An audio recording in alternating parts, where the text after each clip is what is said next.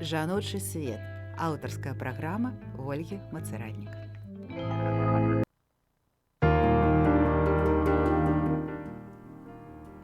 Пахвалёны Езус Христос.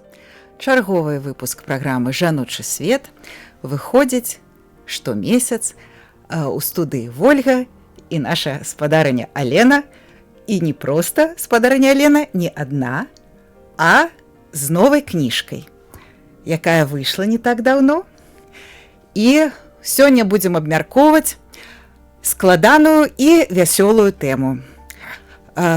Адвент адбылі, пост адбылі, перыяд свята, і таму можна аб гэтым пагаварыць.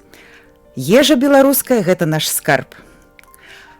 Усялякія ўбранні – гэта таксама наш скарб. Літаратура – наш скарб. Але ёсць яшчэ адзіны прадмет, які чамусьці пужаюцца абмяркоўваць, але гэта таксама наш культурны скарб, і ён варты абмеркавання, і варты і жартаў, і больш сур'ёзнага разгавору. І гэта напоі. І не проста напоі, а напоі застольныя. Так, і гаворка наша сёння пойдзе пра культуру піцця беларусаў. Мае вітанні. Я зараз пакажу, калі ласка, камеру на гэта новае выданне спадарыні Алены, аўтарка. Цудоўнае выданне, раскоша проста. Вось, і называецца «Шляхецкае застолье». І спадарыня Алена на вокладцы. Такая же прыгажуня, як у жыцці. І калі ласка, Алена, слова аб нашай тэме.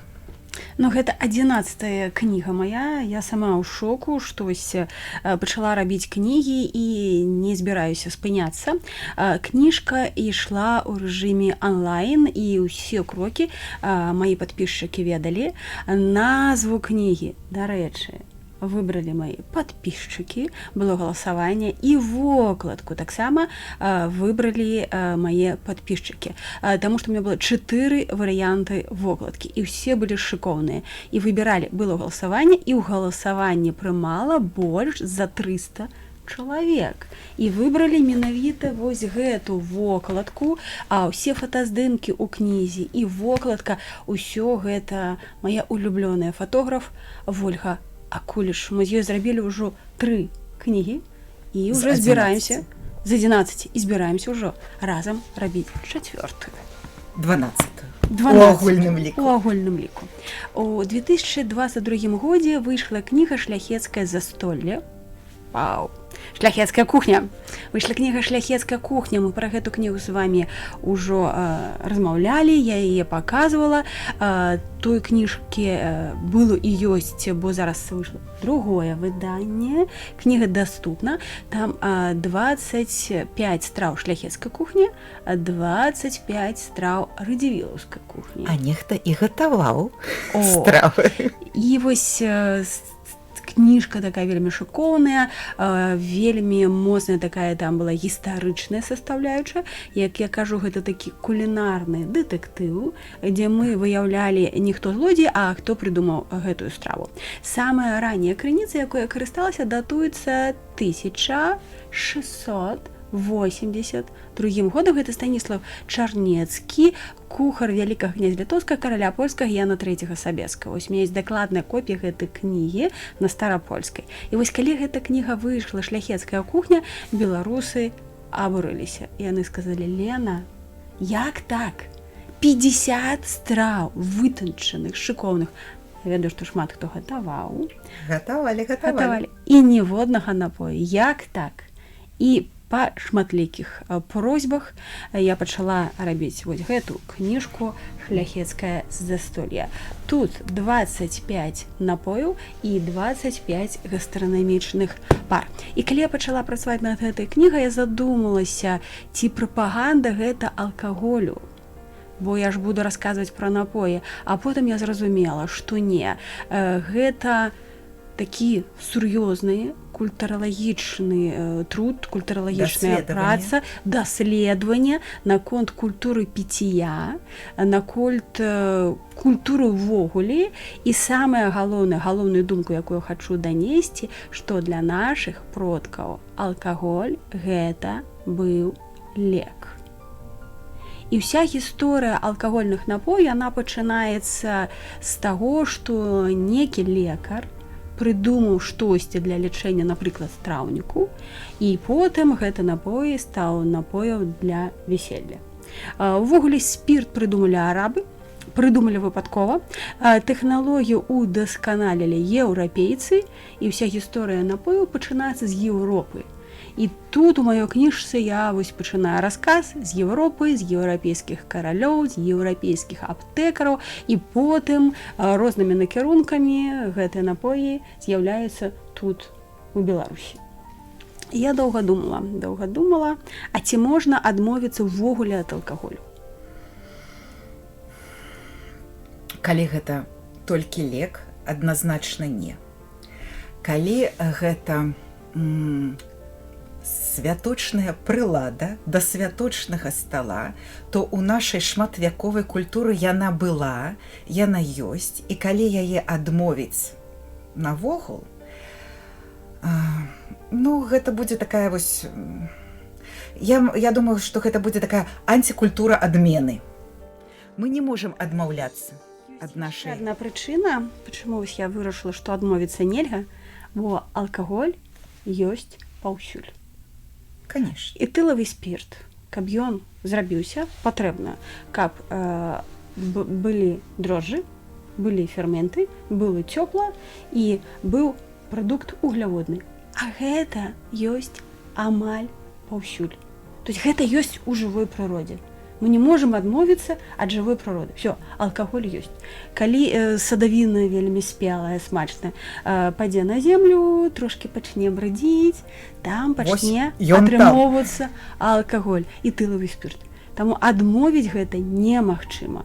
І насамрэч у беларусаў было такое стаўлена да алкаголю, напрыклад, да гарэлкі неадназначна. То есть гарэлку называлі акаяннай, але не праклятай. На вёсках, я шмат вандрую па беларускіх вёсках у кулінарнай экспедыцыі, калі зусім не п'еш, то на цябе глядзяць як не бальненькі літы, а калі шмат п'еш, то асуджэнне. У беларусаў ёсць такое, патрошачкі, так то можна, а калі зашмат, то не. І у беларусаў доўгі тэрмін да алкаголю ставіліся як да леку. Увогуле гэта было эканамічна невыгадна. Да 17 стагоддзя збожжа больш прадавалі. Прадавалі шмат збожжа ў Еўропу. Можна сказаць, што наша тэрыторыі, Рэч Паспалітая, Вялікае княства літоўскае, гэта была такая жытніца еўрапейская. І кожны чалавек 10 разоў падумаў, што яму больш выгадна: прадаць збожжа ці выгнаць гарэлку. Каб зрабіць спірт 10 літр, можа 0,7 літр, трэба як мінімум 10 кілаграм збожжа. А піва? Гэта асобная рэч. Піва і пітны мёд гэта асобна. Мы зараз размаўляем менавіта пра спірт, пра крэпку, пра гарэлку. Та лепш гэта прадаць. А піць больш танна і больш даступна піва, ферментаваны напой і пітны мёд. А яны крэпкімі не могуць быць. Бо калі ідзе ферментацыя такім рахункам натуральным, то крэпасць можа быць максімум 12%. Бо калі атрымоўваецца этылавы спірт, то яго максімум можа дасягнуць 12%, і потым дрожжы загінуць. Больш крэпкай зрабіць, гэта ўжо трэба дадаваць. Перагонка і ўсё такое. То гэта не крэпкі. І ўвогуле не прыняты былі крэпкія напоі, моцныя. То есть піва 3-5% максімум, пітныя мёды розныя былі. А наконт пітных мёдаў гэта розныя. Яны былі палутарныя, падвойныя, патройныя і чацвяртныя. Это ўсё залежала ад тэхналогіі, і палутарныя, падвойныя іх вытрымлівалі 2, 5, 10, а ў некаторых выпадках да 50 год. у дубовых бочках. Вось яны маглі дасягаць 12%. Але гэта вельмі дорага, і гэта маглі піць толькі магнаты, толькі шляхта. А больш даступны былі патройныя, чацвяртныя, там да 2 гадоў вытрымка, нават і менш, 6-8 месяцаў магло быць. Яно ўжо не былі такія крэпкія. 12% алкаголю гэта стандарт сухога віна, якое у культуры чалавецтва, у чалавечай цывілізацыі займае сваё пачэснае месца. Ну і ферментавалі напоі для таго, каб піць, бо праблема была з чыстай вадой.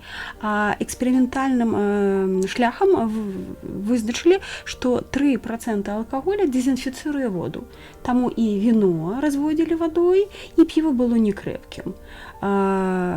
І піва, і віно яно замяняла воду. У тых краінах, гэта больш еўрапейскія цёплыя краіны, дзе расце вінаград, гэта было віно замяняла воду, а на нашых тэрыторыях, дзе вінаград не расце, але добра у нас расце збожжа, а вось гэта было піва.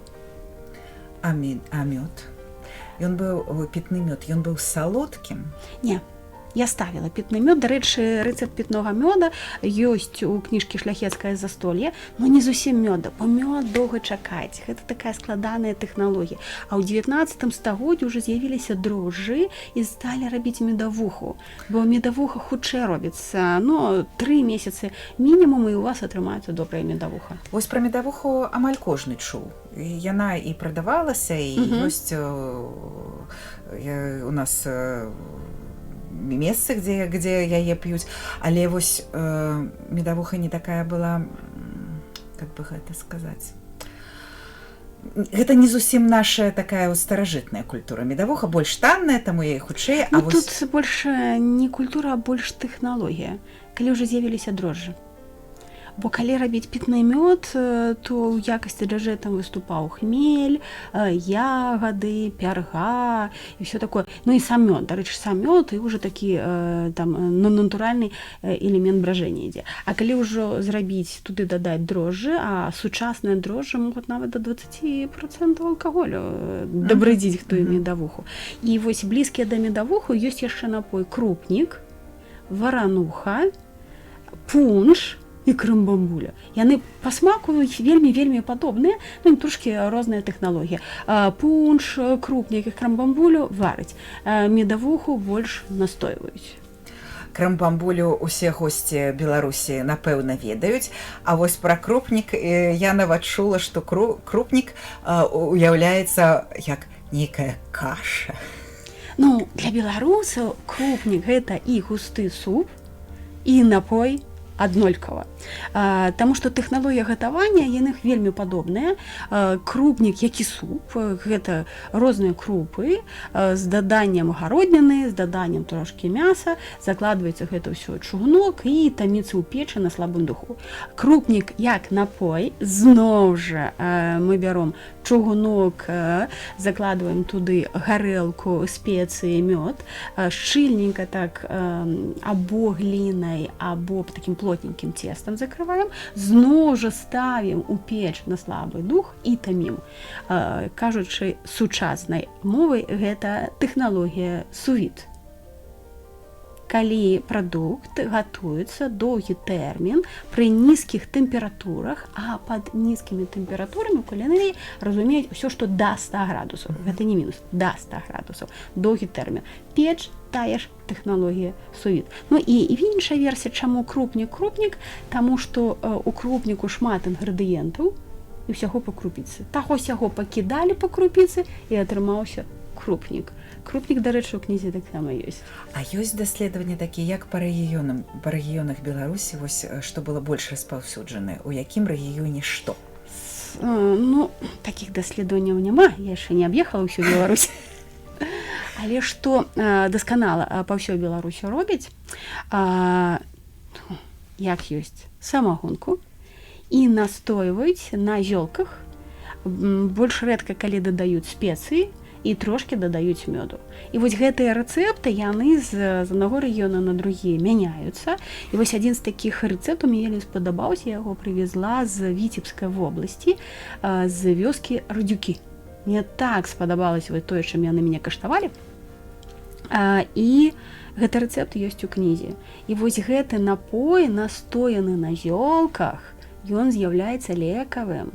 Просто так яго не пілі. Гэта насамрэч там вось забалеў зуб папаласкаць, штосьці з траўнікам трошачкі выпіць. Вось гэта як лек. Бо гэты вось гэты напой, ну яго можна назваць па-рознаму ад розных мясцовасцей. Вось я назвала гэта радзюкоўка, бо я прывезла рэцэпт з вёскі Радзюкі, але назваць можна было па-рознаму. Быў яшчэ адзін напой, ён называўся Ерафеевка. Легенда расказвае пра некага чалавека, звалі яго Ерафей. І вось Ерафей вырашыў, не лек, ён вырашыў зрабіць падробак да каньяка, бо пакаштаваў каньяк, спадабалася, але грошай няма на сапраўдны каньяк, бо каньяк прывозілі з Францыі. І вось ён быў такі вельмі дапытлівы і таго, чаго стаў дабаўляць, эксперыментаваць, і ў выніку у яго атрымаўся напой вельмі падобны на каньяк, але ж з лекавымі ўласцівасцямі. Дарэчы, у кнізе таксама ёсць гэта рэцэпты, гэта гісторыя. Існуе шмат варыянтаў гатавання гэтай Ерафеевкі. Ось я сустракала гэта па Беларусі ў розных варыянтах, і быў толькі адзін інгрэдыент, які нязменны. Гэта зверабой па-расейску. Ну, у сапраўдным жа каньяку зверабою няма. Няма, так я ж не кажу, што гэта. Але кара дуба, да, прысутнічае. Кара дуба прысутнічае, і далей розныя траўкі. Вось гэта робіць па ўсёй Беларусі. І далей па ўсёй Беларусі робіць ягадныя. Ягадныя напоі, ягадныя наліўкі на парэчках, на чорных парэчках, знакаміты спатыкач. Ён вельмі прыемны. І здаецца, ну, кампотик. Але спатыкач. Таму што ты п'еш, галава светлая, думкі такія ў цябе добрыя, размаўляеш ты вельмі добра, такія разумныя рэчы расказваеш, а ісці не можаш. Таму і спатыкач. Яшчэ вельмі цікавы напой, вось гэту назву я прывезла зноў жа з кулінарнай экспедыцыі зноў жа ў Віцебскай вобласці ад старавераў. Ганіболеўка. Як? Ганіболеўка. Гнаць боль. Не. Не? Робіцца яна з дурніц. Ну, па-беларуску мы кажам дурніцы ці буякі. Гэта ну, хто хадзіў на балота за дурніцамі, то разумее, што дурніцы растуць побач з багульнікам. І галава баліць. Заўсёды галава баліць. Ну, моладзь уже не ведае, што такое хадзіць на балоты за дурніцамі. І таму ты прыходзіш, ну, абы дурны. Так вось, на мове старавераў ганіболь – гэта п'яніца. Чалавек, які многа п'е. І ты, калі сходзіш за гэтымі ягадамі, то ты як п'яны. Мы, беларусы, як кажам, як дурны, дурніцы. А яны кажуць, як п'яны, як ганіболь. І таму наліўка з дурніц – ганіболеўка. Цудоўна. Таму можна сказаць, што яно адрозніваецца, але ж такіх даследаванняў ніхто не праводзіў, гэта з аднаго боку, а з другога боку, слухайце, Беларусь у нас такая разнастайная, што нельга вось так крэсы паставіць, вось тут гатуюць адно, тут гатуюць другое, тут п'юць гэта, а тут п'юць іншае. Не. Вось у адной вёсцы могуць ведаць, у другой могуць не ведаць. Вось тут гатуюць, ад'едзеш ты кіламетраў 10, тут не гатуюць. Але вось, на жаль, самагон забіў усё з цягам часу. Вось гэта і ёсць тое, што мне вельмі не падабаецца, і раней не было прынята проста так піць водку, проста так піць самагон. Ставілі наліўкі, настойкі, іх было шмат на кожную літару алфавіта. І не проста так. Вось у чыстым відзе гэта як лек. І пілі маленькімі румачкамі, такія называюць кілішак, 20 мл. І калі чалавек прыходзіў і пачаў піць, гэта ўсё вельмі дрэнна. Слухайце, як пілі нашы продкі? Патрошачкі і расцягвае па часу. Выпілі 20 мл, паразмаўлялі, штосьці пакаштавалі, пахадзілі туды-сюды, яшчэ трошачкі. А ўвогуле да алкаголю адносіліся як да леку. Не проста так. Вось чаму я кажу, што алкаголь – это лек, таму што першыя лекі – гэта што? Гэта расліны. Як здабыць вось гэты актыўны элемент з раслін і захаваць? Гэта алеі. яны вельмі неустойлівыя.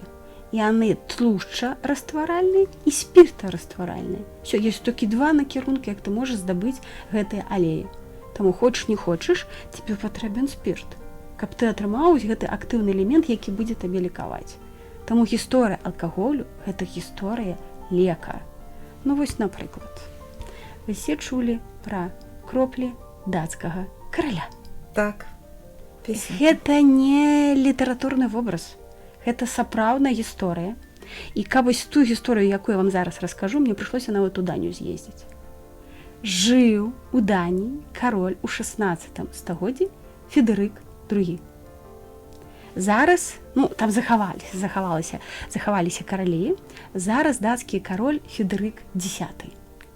І ўвогуле ў дацкіх каралях разбірацца вельмі проста. Яны ці Федэрык, ці Крысціян. То есть іншых імён няма. Таму я зараз пытаю, як завуць старэйшага сына Федэрыка X? Напэўна, Крысціян. Напэўна, Крысціян. Яшчэ было две жанчыны, Маргарыта I, Маргарыта II, і ўсё. Там вельмі проста. Так вось, Федэрык II, 16 стагоддзе, і ў яго была праблема. Кончыліся грошы у дзяржаве. Што рабіць? І ён пабудаваў замак. Ён пабудаваў замак і пападаваў на беразе мора і здымаў плату з праходзячых караблёў. І стан у дзяржавы быў вельмі добры. І кароль быў вельмі гасцінны, запрашаў усіх да сябе. Такая маркетынгавая стратэгія 16 стагоддзя. Транзітнай дзяржавы. Так. І ўсё добра, і час ужо падышоў каралю ажаніцца, бо яму ўжо было 37 гадоў. Усё добра, а жонкі няма. І выбралі яму жонку, кароль нават не бачыў яе. Сказаў, якую выберце, такую выберце. І ўсё нармальна, пачалі рыхтавацца да вяселля, і тут кароль захварэў. І так сур'ёзна, у караля кашаль, усё. Антыбіётыкаў няма. Нічога няма. Парацетамолу таксама. І вось яго пачалі лечыць настойкай, якая потым увойдзе ў дацкі лекавы зборнік у 1772 годзе. Вось што там было ў складніку? Памятаем, спіртарастваральныя рэчы. Таму аснову спірт. Спірт тады называлі аквавіта, вада жыцця. То есть аквавіта, далей салодкавы корань, далей тмін, аніс, бадьян і кроп. Павінен быць вельмі добры пах. Добры пах, і вось гэтымі кроплямі дацкі кароль вылікаўся. І потым гэты рэцэпт перакачаваў у Германію, праз Германію ў Расію, і вось у сярэдзіне 19 стагоддзя спакойна можна было ў аптэцы замовіць гэтыя кроплі і лячыцца. І вы гэты лек таксама ведаеце. Пертусін. Аніс. Аніс і корань салодкавы корань. У пертусіне гэта ёсць. І зараз, калі ты кашляеш, што табе кажуць? Набыць сіроп кораню салодкі. Так, сапраўды. І вяртаемся да таго, што трэба рабіць народную асвету, вяртацца да каранёў, да добрых, карысных напояў, да культуры, як гэтыя напоі ўжываць. І, вось як лекі піліся. А калі застолле? Тут было вельмі важным, што, дзе, калі, з кім, пры якіх абставінах. Не проста так. І кожны напой меў сваё вялікае значэнне. Напрыклад, самы дарагі напой, ён гатуецца мінімум год, яго падавалі 2 разы ў год на Раству і на Вялікдзень, называўся ратафія. Ратафія. Вось калі ты год будзеш рабіць напой, ты не будзеш піць яго зашмат. За адзін вечар. За адзін вечар. Ты будзеш патрошачкі яго цэдзіць. Каштаваць. Так вот, гісторыя ратафіі пачынаецца ў Італіі з 11 стагоддзя. І мы зараз з вами адправімся ў перыяд эпідэміі. Мы ўсе гэта перажылі. мы ўсё зараз зразумеем, што тады адбывалася. Як тады людзі, так і зараз думалі, што гэта ўсё хуценька пройдзе, а не хуценька. А не прайшло. А не прайшло. Колькі 2 гады ж было, жыццё спынілася, так? Так. У Італіі было тое ж самае. І вось у сям'і гэтага купца ніхто не памёр. Вялікае шчасце. І купец вырашыў ажаніць свайго сына. І запрасіў на вяселле ўсіх. І паставіў вельмі дарагое віно. І назваў гэта віно «Рата фіат». Не здарма. Бо гэта фраза на латыні азначае завяршэнне здзелкі. Гэту фразу каталіцкія святары кажуць, і пасля гэтай фразы жаніх і нявеста становяцца мужам і жонкай. Ад гэтай фразы на латыні пайшло слова ратифікацыя. І вось калі уже з 13 стагоддзя ў Італіі сталі вырабляць аквавіту, спірт, і пачалі рабіць настойкі, ратафія гэта настойка ягадная, і яна атрымліваецца вельмі вытанчаная, вельмі далікатная, падобная на віно. Чырвонага колеру. Вось гэта пачалі называць рата фіаты. А потом гэта згубілася і засталося рата фіат. Так вось, рата фіат рыхтуецца мінімум год. І вось гэты напой падавалі толькі ў багатых дамах, толькі вельмі паважаным гасцям і 2 разы на год. Не так проста. Далей, як у звычайнай кухні, так і ў напоях было дзяленне на багатых і бедных. Былі напоі, якія былі даступны простым людзям, а былі напоі, якія рабілі толькі ў багатых шляхецкіх дамах. Вот ратафія – багатыя шляхецкія дамы. Быў яшчэ адзін напой, ён называўся англічанка. Напой на духмяным перцы. Прывозілі яго з Англіі. Ён цаніўся больш, чым чорны перец, дастаткова дарагі. Ён вельмі водарны, ён не востры. І калі вось каштуеш гэту англічанку, адчуваеш і карыцу, і мушкатны гарэх, і гваздыку, але ўсё гэта дае духмяны перец. Так вось духмяны вось гэта настойка, англічанка гэта быў лек. Гэта процівагельмінтны сродак. Не так усё проста. Быў яшчэ адзін напой, вельмі дарагі, самы дарагі напой 18-19 стагоддзя – данцынгская водка. Увогуле данцынг, зараз гэта Гданьск, гэта быў цэнтр вытворчасці алкагольных напояў. Дарэчы, менавіта з данцынгу і пайшла знакамітая крамбамбуля. Так вось, данцынгская водка на алеях з ядомым золатам. Гэта зноў мода. Вот такое, я думаю, золото. Ну, заўсёды да золота ставіліся вельмі так паважана. І Людовік XIV пачынаў, ну, вядома ж, не ён сам, вядома ж. Кухары Людовіка XIV упрыгожвалі ежу. Любімы дэсерт Людовіка XIV, дарэчы, гэта былі апельсіны у карамелі з ядовым золатам. Так вось, гэта данцынгская водка. Мая крыніца, якой я карысталася, гэта кніжка, мне даў яе гродненскі калекцыянер, арыгінал 1892 года. Я паглядзела, які лікёр бо няма, ні мёду, ні цукру. І мне так зацікавіў гэты рэцэпт. Ён вельмі складаны, ён не ўвайшоў у кнігу, то насамрэч вельмі складана будзе яго зрабіць. І я пачала шукаць складнікі. Але гэты рэцэпт так смешна пачынаецца. Возьмите 10 літраў спірта. Я сядзела, пераводзіла гэта ўсё на меншыя аб'ёмы, пераводзіла штофу ў грамы, залатнікі ў грамы, каб зразумець, колькі, там не 10 літраў, там гораздо, ну, больш, я ўжо перавяла на грамы, 10 літраў атрымалася. Вось. Так што ў складніку? Вы зараз зразумееце, што гэта, ну, насамрэч лек. Гэта алеі. Сялера, кмен, кроп, каляндра, анís, апельсин, памяранец. 7 алеяў. І ядомае золата. І гэта ўсё колькі часу? Гэта ўсё змешваецца і ўсё. Не, гэта не вытрымліваецца, бо балей уже ўсё, яны же спіртрастваральныя, ты дадаў і ўсё гатова. Ну, я раю усе напоі, вось нават калі вы робіце купаж, некалькі напояў кампануюць у адзін, даць тыдзень-два пастаяць. Вось з данцкай водкай тая ж рэч.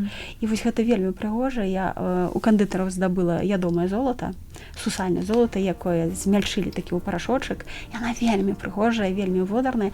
І насамрэч, паглядзіце, які складнік. Для страўніку вось лепш не прыдумаеш. Ну, наконт золата эстэтычна, па-першае, а па-другое, я заўсёды ўспамінаю Дыану дэ Пуатье. Гэта фаварытка Генрыха II, якая была яго старэйшая за 20 гадоў, якая ўсё жыццё прымала золата ўнутр.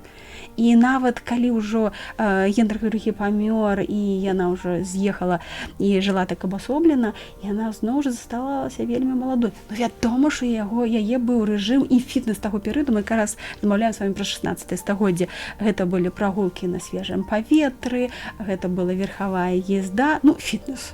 Але яе доўгая прыгажосць у гісторыю ўвайшла. Вайшла. І калі мне ўсё ж такі атрымалася зрабіць гэту данцынскую водку, я так хацела яе зрабіць. Вось я так шукала гэта алей, гэта вельмі рэдкі алей, шукала гэта, я думаю, золата. І калі вось я гляжу на яе, ну як я напыяць, я буду вось папіваць трошачкі гэтай залатой водкі і вось буду заставацца маладой. Ну і сапраўды, такі напой зноў жа не будзеш за адзін вечар. І зноў жа 20 мл нават зашмат, гэта 10 трошачкі. Каб гэта был лек, трошачкі. Вось гэта трэба разумець, што гэта лек, што не трэба шмат, зусім не трэба шмат, бо няма нормы, якая была б карысна. Няма нормы, якая была б карысна. Але зноў жа не адменіш тое, што ў нас ужо ёсць, то, што было, трэба толькі... Вось у мяне ёсць такая ідэя, што людзі пачнуць чытаць мою кнігу, захапяцца гэтымі, будуць захоплівацца гэтымі гісторыямі, у іх з'явіцца жаданне прыгатаваць, а напой мінімум настойваецца 3 месяцы, лепш паўгада, лепш год. Вось самы добры смак год. Калі ты год гэта робіш, то ўжо просто так ты піць не будзеш. Ты пачытаеш, што трэба кілішкі, лепш шкляныя. То есть потым якая ежа да гэта. Да, потым як, а тут жа ёсць і напой, і к нему? Так, да, і да яго гастранамічная пара, то есть ты задумаеш гэта ўсё прыгатаваць, а потым жа сервіроўка, ты пачнеш сервіраваць, а потым ты падумаеш, што трэба ж шаноўных людзей запрасіць, і ўсё, і ў цябе свята. І так мы пераможам самагон? І так мы пераможам самагон, бо не было прынята, зноў жа кажу, піць водку, і вось гэта мода на водку, она прыйшла ў 19 стагоддзі, таму што тут на Беларусі, мы ж разумеем, што мы ўжо частка Расіі былі, тут бытавалася вельмі шмат спіртзаводаў. І вось на заканадаўчым узроўні людзей прымушалі піць вось гэту водку. І вось масава пачалі водку піць і гнаць самагонку ўжо падчас першай сусветнай вайны, потым рэвалюцыі, грамадзянская вайна і ўсё такое. А да гэтага перыяду не было такога стаўлення. Увогуле алкагольнымі напоямі займалася шляхта. У іх было права толькі займацца шляхта. Карчмы трымалі шляхта. Ну, яны давалі правы габрэям, яны таксама трымалі. Вось, а проста насельніцтва, проста селянін не мог проста так выгнаць. Яму трэба было дазвол атрымаць на вяселле, там вельмі такі сур'ёзны повод павінен быць, каб штосьці зрабіць. І калі просты чалавек селянін захацеў выпіць, ён павінен быў ехаць у карчму. Ты ж там не нап'ешся. Всё. І вось такое стаўленне было, што абмежаванне. І толькі вось зараз гэта стала даступна, і вось забараніць уже немагчыма. Мы памятаем усе гэтыя сухія законы, якія правальваліся.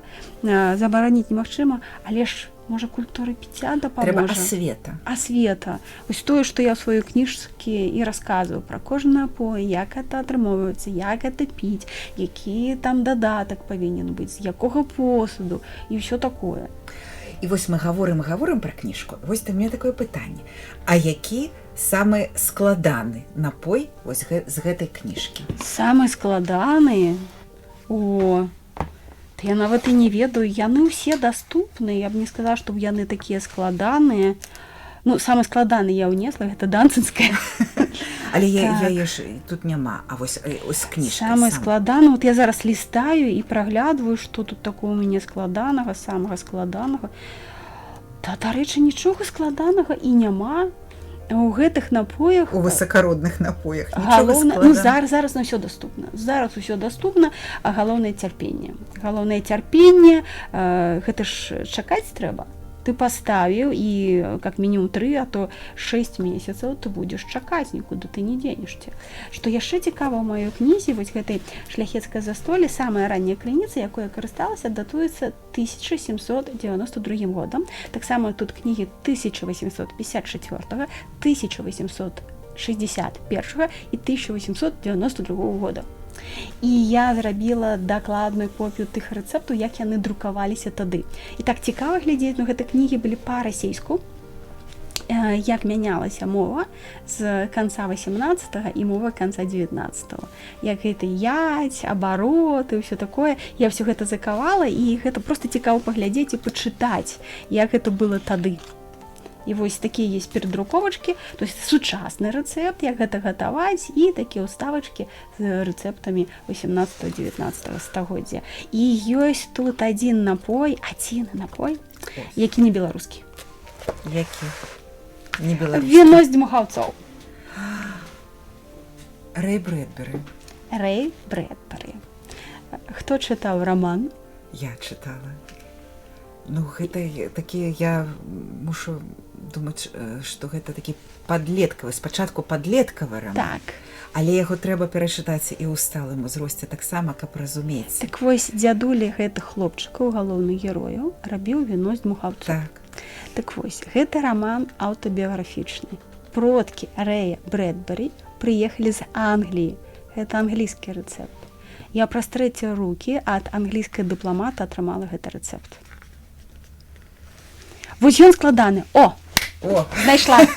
Складаны, таму што гатуецца мінімум паўгады. У маі трэба збіраць дзьмухаўцы, ставіць, і далей за гэтым віном трэба назіраць. І прыкладна праз некаторы час таблічка, калі што рабіць, у меня тут апісана вельмі дакладна. Трэба штосьці дадаваць, потом працэжваць, усё такое. Ну, танцаваць вакол гэтага віна трэба... Гадаваць, так. І калі ў маі паставіць, першы раз толькі пры канцы лістапада можна яго пакаштаваць. А самы такі смак вось толькі зараз, пасля Новага году. І вось гэта страва не беларуская. І да гэтай не беларускай стравы я зрабіла дадатак, таксама не беларускі, а аўтарскі. Абнаглела, ўжо ўставіла аўтарскі рэцэпт. Марожанае з льном. І льняное марожанае. Беларусы так не рабілі. Варыянтаў марожанага было шмат. З чаго толькі не рабілі. У літоўскай кухаркі, колькі там, амаль 20 рэцэптаў марожана. Шмат. Вельмі цікавая. Але ж гэта моя ідэя. І гэта ідэя мне прыйшла ў галаву пасля кулінарнай экспедыцыі ў Брэсцкую вобласць, в аграгарадок Бездзіж, дзе яны расказвалі пра лён і расказвалі пра мясцовы такі дадатак да ежы, які называецца макуха. Абмяркоўвалі макуху, што гэта вельмі карысная ежа. Вось, і яна, ну, макуха, ну, не такая каларыйная, яна, ну, гэта лён. Лён, які падсушылі ў печы, здрабнілі ў ступцы і дадалі да ўсяго. Да хлеба, да сала, да сыра, да гурка. Вельмі карысная. І вельмі карысная. Яна разбухае ў страўніку і здаецца, што ты так наеўся і сыты. А я ж марожана люблю. Божух на як. І вось, каб не злоўжываць, каб я з'ела трошкі і ўсё, і спынілася, я прыехала і падумала, так, трэба марожанае дадаць лён, каб ён разбух і даў мне шмат з'есць марожанага. Я паспрабавала, і мне так спадабалася.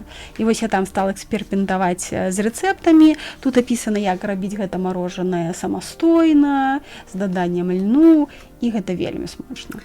Але калі вельмі шмат часу займае гадаванне віна з дмухаўцоў, можна ж і фабрычнае марозіва ўзяць. Можна. То есть рэцэпт... Просты рэцэпт. Так, просты рэцэпт. Бяром добрае беларускае марожанае на вяршках. Дарэй бяром лён, падсушваем у духоўцы, калі няма печкі. Як зразумець, што яно ўжо падсмажылася, яно трэскаць пачне. А потым даем астыць, кавамолку, але ж мясцовыя жыхары з-за гарадка Бездзеж сказалі, ні ў якім выпадку не выкарыстоўваць. Мы все равно ж будем все выкарыстоўваць кавамолку. Ніхто ж не будзе стаяць у ступкі гэта пераціраць. З жалезам не кантактавала, так? Не тое, што з жалезам, щоб аўтэнтычна было. Кавамолку. Все, і дадаем у мороженое, перамешваем і зноў жа ў халадзільнік, у маразільнік, каб мороженое застыла, і потым падаем. Вельмі смачна да гэтага зрабіць салёную карамель, падаць мороженое, уже астыўшую, не цёплую, салёную карамель, далей ветачку такую тім'янчыку і пялёсткі календулы, яны такія гардкаватыя. Ой, як яны падкрэсляць смак. А потым схадзіць у паграбок, дастаць віно з мухаўцоў, якое гадавалі амаль 9 месяцаў, пазваць гасцей, і застолье будзе сапраўды. Ну, вось, дарэчы, вось гэта віно з мухаўцоў, яно таксама з'яўляецца лекам, зноў жа ад кашля. Нават вось гэта віно па маленькай лыжачкі можна дзецям ад кашля. А што наконт піва? Ну, вось піва я не брала ў сваёй кнізе, гэта асобная рэч. Піва вельмі было развіта ў Беларусі. Ну, для піва трэба іншая кніга, асобная кніга. Так. Піва вельмі цікавая рэч. Я знаю шмат аматараў, якія займаюцца, ну, па-першае, гісторыяй піва, рэканструкцыяй рэцэптаў. І вось старажытныя рэцэпты, яны вельмі смачныя. Вось, как бы, шчыра кажучы, я не вельмі люблю піва. Вось сучасны варыянт піва для мяне горкі, мне не даспадобы. А старажытныя яны больш мяккія, больш салодкія, таму што менш хмелю выкарыстоўвалі, бо хмель ён падоўжае тэрмін захоўвання. Вось таму сталі яго дадаваць. Зараз шмат дадаюць, а раней менш. Вось калі рэканструктары робяць старажытныя рэцэпты, вось гэта я люблю. Вось ўсё такое вось ферментаванае вельмі добра. Збітні раней рабілі, зноў жа ферментавалі, і яны такія лёгкія алкагольныя. Той жа квас ферментавалі, он быў лёгкі алкагольны. Гэта вельмі добра. Ну і тыя ж мяды, там жа разнастайная колькасць гэтых мядоў. Вось, дарэчы, ферментаванне, вось толькі 2 напоі ў маёй кнізе, гэта віно з мухаўцоў і пітны мёд. Ёсць рэцэпт класічны, як рабіць пітны мёд, яго можна з чаго хочаш рабіць. Можна зрабіць зёлкавы адвар, тыя зёлкі, якія вы любіце, трошкі дадаць мёду і паставіць, няхай ферментуецца. Але чакаць прыйдзецца, як мінімум 3 месяцы, а лепш 6. А лёгкі такі напой там 3-5%. А якія пахі пры гэтым пануюць? На ўласнай кухні. Так і ёсць. Ну вось у кнізе шмат цікавых рэцэптаў. А вось яшчэ такое пытанне. А што рабілі з дзецьмі? Ці гатавалі ім нешта асобнае, ці разбаўлялі вадой, ці што дзеці рабілі? Каштавалі ли яны гэтыя напоі ў нашай беларускай? Не, ну не было прынята. Калі казаць пра ежу, то дзеці елі тое, што і дарослыя. Такіх вось адносін, як зараз да дзяцей, асобнае дзіцячае меню, і ўсё такога не было. Зноў жа, і спецыяльных напояў не было. То есть не, дзецям не давалі. Наши продкі былі разумней за нас. Разумней, конечно, разумней за нас былі. Была культура не так проста. І не так проста пілі, не.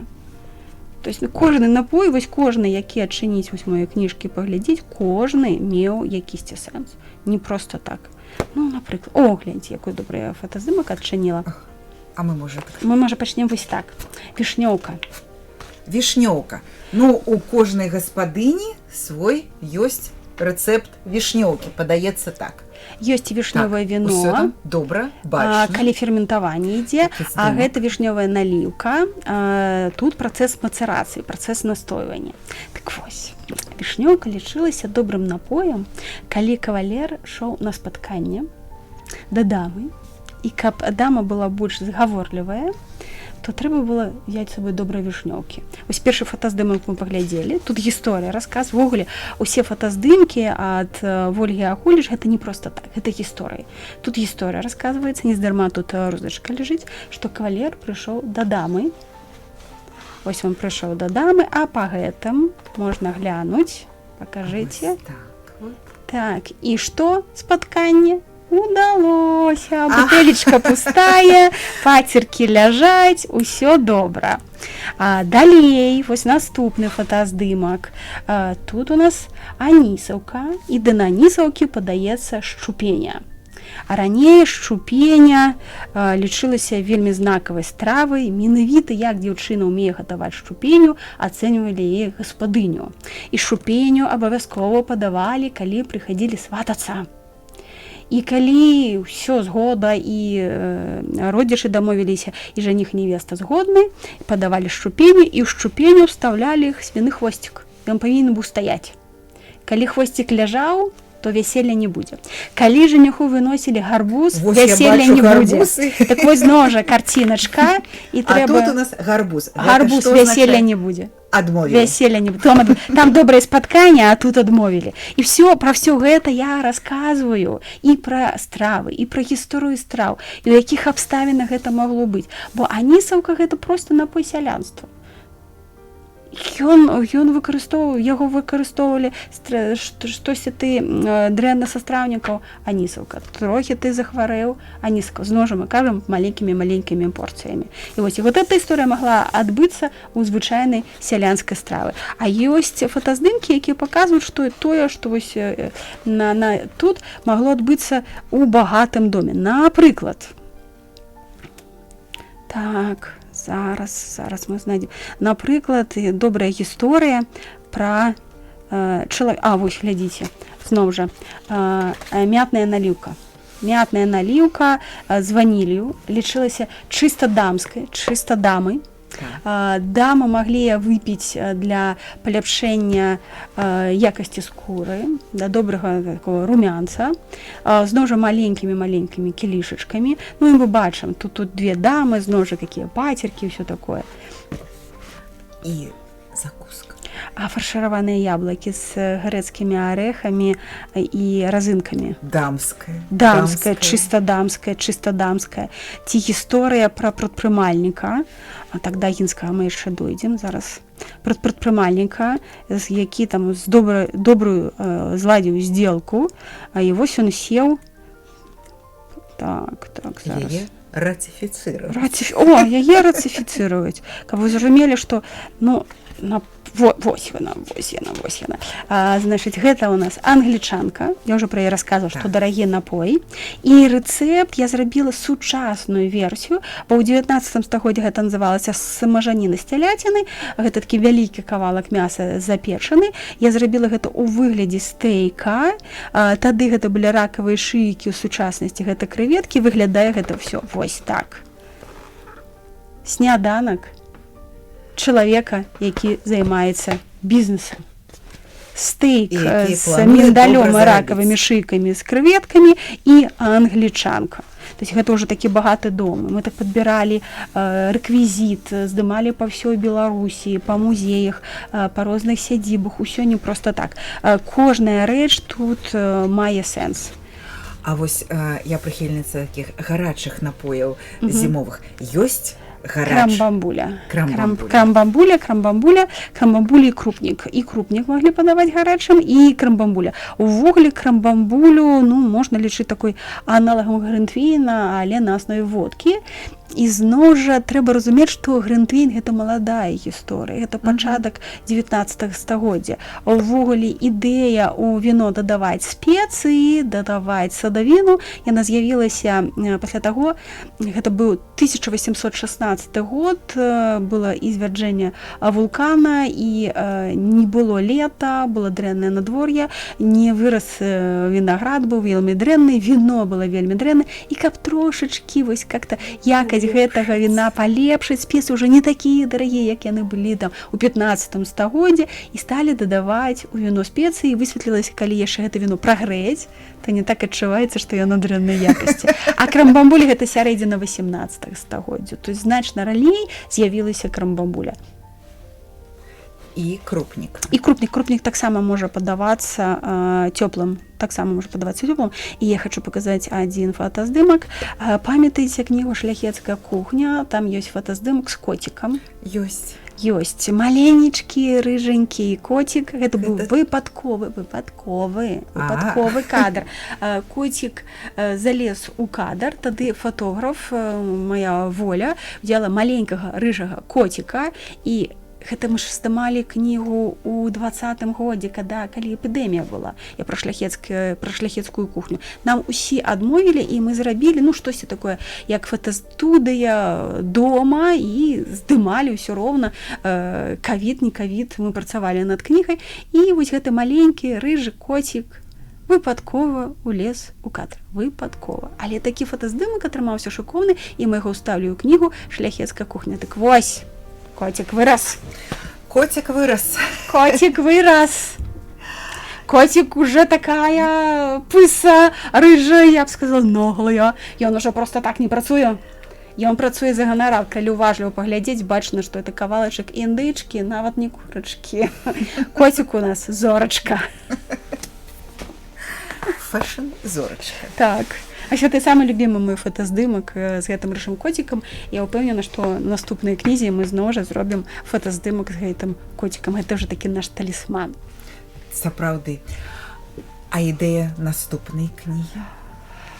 Так, калі радыёслухачы памятаюць, мы калі абмяркоўвалі кнігу «Шляхецкая кухня», тады ў нас была апытанка, якая будзе наступная кніга. І тады большасць галасоў была за шляхецкае застолле. Так, і кніга і шляхецкая кухня, і шляхецкае застолле, усе гэтыя кнігі шлі ў рэжыме онлайн.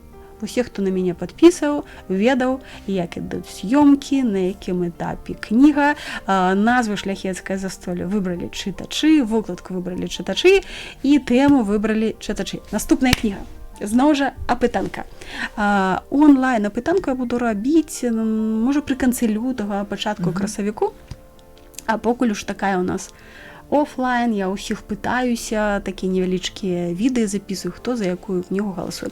Итак, тэма першая. Здаровая беларуская кухня. Стравы беларускай кухні, рэцэпты, вядома ж фотаздымкі і каментарыі дыетолагаў, нутрыцыёлагаў, парады, як пахудзець беларускай кухні, як выстрайваць сваё меню менавіта са страў беларускай кухні, каб не пашкодзіць свайму здароўю. Тэма 1. Тэма 2. Такая працоўная назва «Гісторыя ў рэцэптах». Калі я буду расказваць гісторыю страў, якія мы ўсе ведаем, бо не ўсе стравы, якія мы ведаем, беларускага паходжання. І буду расказваць іх гісторыю. Напрыклад, вось на прыкладзе адной стравы. Шарлотка. Вы ж усе ведаеце шарлотку. Так, гэта бісквітны пірог з яблыкамі, але першапачаткова гэта мясная страва. Мясная. А я думала, што з чорстых зачарсцелых корачка. Зачарсцелых корачка это было пазней. Першапачаткова гэта мясная страва англійская. Я вось буду паступова расказваць гэту гісторыю. Потым мы узгадаем каралеву Шарлоту, якая вось гэта пачаткова пудынг, гэта пудынг з мясам ці рыбай. Яна дадала яблыкі, бо вельмі любіла яблыкі, і я дам рэцэпт шыкоўную англійскага пудынга з яблыкамі. Далей рухаемся ў Францыю, куды гэты рэцэпт перакачаваў. Згадаем знакамітага французскага кухара Антуана Карэма і рэцэпт упрошчаны, бо Карэма ён вельмі складаны, зноў жа з ядомым золатам. Рэцэпт ад Антуана Карэма гэта зусім не падобна на ту шарлотку, якую мы ведаем. Потым раскажу, якім чынам гэты рэцэпт з'явіўся на нашых тэрыторыях. 19 стагоддзе, дам 2, можа 3 рэцэпты 19 стагоддзя. Дарэчы, Шарлот Пардзівілаўскай ёсць кнігі «Шляхецкая кухня». Ну, штосьці яшчэ дадам. Вось гэты Шарлот з чорным хлебам і каўбасой, это 1903 год, класны рэцэпт, і такім чынам патроху дойдзем да сучаснасці, дзе раскажу сучасны рэцэпт шарлоты, дам свой любімы рэцэпт бісквітны з яблыкамі. І вось на адну гісторыю будзе страў, ну так 5-6 з фотаздымкамі з рэцэптамі. Вось гэта другая кніга, за якую галасуем? Воля? За ЗОЖ. За ЗОЖ? Здаровая беларуская кухня. Радыё Марыя галасуе за здаровую беларускую кухню, а вы, паважаныя радыёслухачы, у коментах сваіх таксама выкажыце, якую б кнігу вы хацелі бы бачыць наступнай. Дзякуй вялікі. Што я хочу сказаць, што пакуль мы размаўлялі, я вельмі прагаладалася, бо мы такія смачныя рэчы абмяркоўвалі. Вось, на самой справе, гэта не толькі добры быў бы падарункам. Гэтая кніга была бы добрым падарункам. Гэта сапраўды асвета. Так і ёсць. Вось гэту кнігу напываюць шмат людзей, якія ўвогуле не п'юць, вось прынцыпова не п'юць. Гэта кніга не пра алкаголь, гэта кніга пра культуру. І я думаю, Лена, што на працягу жыцця ты яшчэ атрымаеш героя Беларусі за ўклад у здаровы лад жыцця, у культуру ежы, у культуру піцця, а мы будзем сустракацца і слухаць і разглядаць новыя кніжкі. Ой, а я хочу сказаць вялікі дзякуй беларусам, толькі дзякуючы вам, ідзе гэта праца, ствараюцца кнігі. Вось такая падтрымка, якую зараз я атрымоўваю, такое раней не было, гэта мне вельмі прыемна. І хочу сказаць яшчэ адну рэч. У меня шмат прыхільнікаў у Расіі. Ім вялікі дзякуй. Яны замаўляюць кнігі і ведаеце што? Мне сталі прасіць падпісваць кнігі па-беларуску. Яны кажуць, мы не разумеем па-беларуску, зусім не зразумеем, але так прыгожа па-расейску і па-беларуску. А беларусы адназначна толькі па-беларуску. Я ніводнай кнігі не падпісала па-расійску, толькі па-беларуску. Вялікі дзякуй усім беларусам. Дзякуй. Жаночы свет. Аўтарская праграма Ольгі Мацараднік.